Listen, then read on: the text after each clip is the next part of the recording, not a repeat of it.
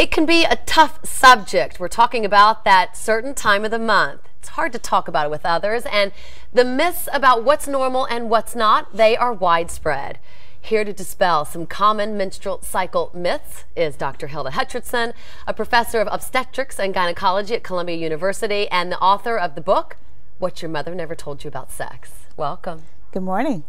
So it's a tough subject. It's a tough subject sometimes for me to even broach, much less in a studio full of men. But these are questions and answers that men and women should know, correct? Absolutely. And we have so many myths, and these myths can affect your health. So it's important to talk about it. We're going to dispel a lot of them that you should know because of your health. Yes. First up, the color of your flow. Most women think it should be what you would expect, which is red. Absolutely, and I hear this a lot. And the truth is, your menstrual cycle the flow can vary from a bright red when the flow is rapid to brown or even black. And that's what really scares people when it's black. Why is it black? Well, the reason is when your flow is very light and slow, it takes time to come from the uterus to the outside, and during that time it's exposed to air, and that changes the color to brown or black. So if you're on the menstrual, the birth control pill, for instance, the flow might be very light and slow, and therefore would be brown. Or at the end of your menstrual period or the very beginning of the menstrual period, you may get some brown or black spotting. So perfectly normal out there. Perfectly normal. Birth control, let's talk about that, because now there are a lot of different birth controls out on the market that actually take your menstrual cycle down to just 4 times a year even. Is that healthy? Is it not healthy? Well, we think that it's perfectly fine. You know, birth control pills have been around since the 60s, and we know that it's safe. And doctors have always given women a few extra pills to get through special occasions like your honeymoon or a special date for many years, so we think it's safe.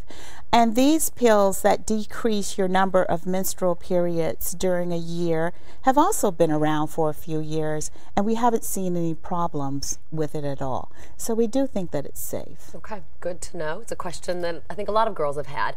Also, menopause.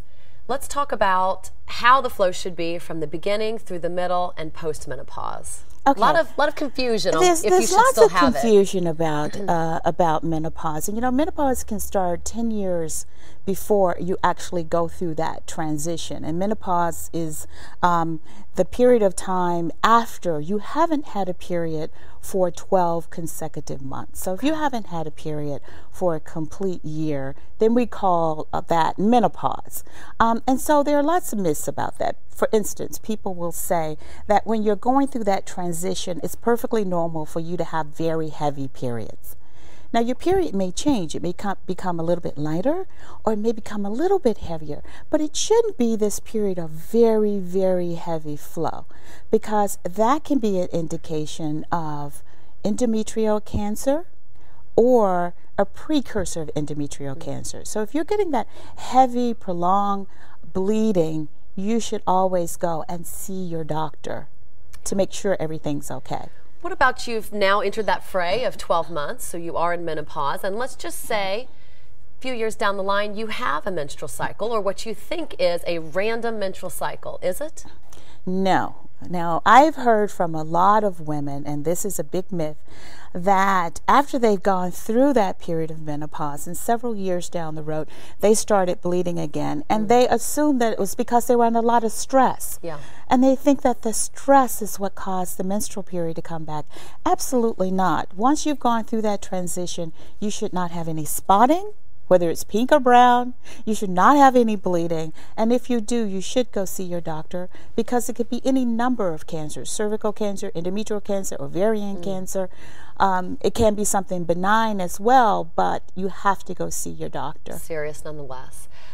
Getting pregnant during your menstrual cycle, a lot of girls wonder this. That's a great one. That's always asked, right? Always asked by young women. And the truth is, yes, you can get pregnant during your menstrual cycle. And the reason is the normal menstrual cycle goes anywhere from 21 to 35 days or more. So if your menstrual cycle is on the shorter side, let's say 21 to 25 days, and your period's lasting 7 days, And sperm can last for 5 days. You can see how you could have sex during your period. The little sperm are hanging out there just waiting for the egg to come along. Right. And then here comes the egg and you get pregnant. In addition to that, when you're very young or you're perimenopausal, you can ovulate any time of the month. So at a time when you're not expecting it. Yeah, so be very aware of that. You should always be protected. Always be protected. Let's talk about that. Birth control. There's a lot of discussion out there if birth control can be linked to breast cancer.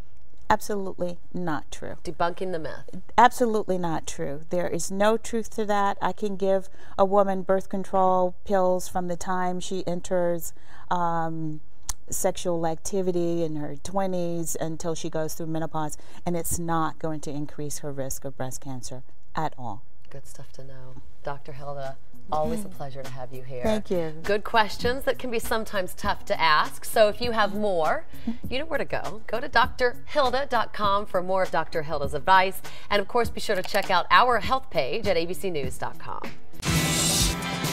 ABC News Now. Good to know.